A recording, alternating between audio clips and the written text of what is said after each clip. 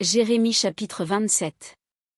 Au commencement du règne de Joachim, fils de Josia, roi de Juda, cette parole fut adressée à Jérémie de la part de l'Éternel, en ces mots. Ainsi m'a parlé l'Éternel, fais-toi des liens et des jougs, et mets-les sur ton cou. Envoie-les au roi d'Édom, au roi de Moab, au roi des enfants d'Ammon, au roi de Tyr et au roi de Sidon, par les envoyés qui sont venus à Jérusalem auprès de Sédécia, roi de Juda. Et à qui tu donneras mes ordres pour leur maître, en disant, ainsi parle l'Éternel des armées, le Dieu d'Israël, voici ce que vous direz à vos maîtres. C'est moi qui ai fait la terre, les hommes et les animaux qui sont sur la terre, par ma grande puissance et par mon bras étendu, et je donne la terre à qui cela me plaît. Maintenant je livre tous ces pays entre les mains de Nebuchadnezzar, roi de Babylone, mon serviteur, je lui donne aussi les animaux des champs, pour qu'ils lui soient assujettis. Toutes les nations lui seront soumises, à lui, à son fils, et au fils de son fils, jusqu'à ce que le temps de son pays arrive, et que des nations puissantes et de grands rois la servissent. Si une nation, si un royaume ne se soumet pas à lui, à Nebuchadnezzar, roi de Babylone, et ne livre pas son cou au joug du roi de Babylone, je châtierai cette nation par l'épée, par la famine et par la peste, dit l'Éternel, jusqu'à ce que je l'aie anéanti par sa main. Et vous, n'écoutez pas vos prophètes, vos devins, vos songeurs, vos astrologues, vos magiciens, qui vous disent, vous ne serez point asservis au roi de Babylone.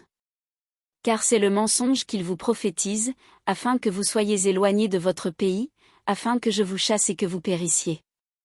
Mais la nation qui pliera son cou sous le joug du roi de Babylone, et qui lui sera soumise, je la laisserai dans son pays, dit l'Éternel, pour qu'elle le cultive et qu'elle y demeure.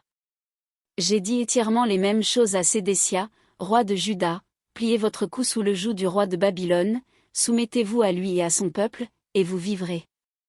Pourquoi mourriez-vous, toi et ton peuple, par l'épée, par la famine et par la peste, comme l'Éternel l'a prononcé sur la nation qui ne se soumettra pas au roi de Babylone? N'écoutez pas les paroles des prophètes qui vous disent, vous ne serez point asservis au roi de Babylone. Car c'est le mensonge qu'ils vous prophétisent.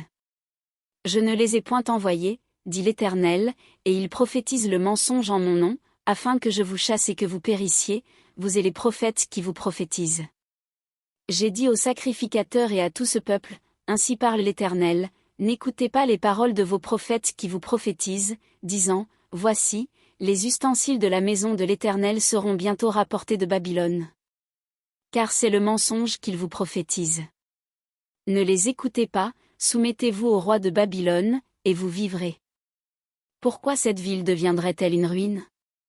S'ils sont prophètes et si la parole de l'Éternel est avec eux, qu'ils intercèdent auprès de l'Éternel des armées pour que les ustensiles qui restent dans la maison de l'Éternel, dans la maison du roi de Juda, et dans Jérusalem, ne s'en aillent point à Babylone.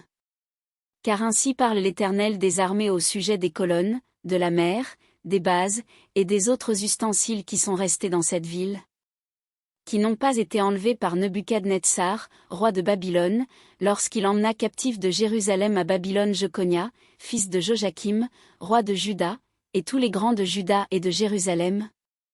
Ainsi parle l'Éternel des armées, le Dieu d'Israël, au sujet des ustensiles qui restent dans la maison de l'Éternel, dans la maison du roi de Juda, et dans Jérusalem. Ils seront emportés à Babylone, et ils y resteront jusqu'au jour où je les chercherai, dit l'Éternel, où je les ferai remonter et revenir dans ce lieu.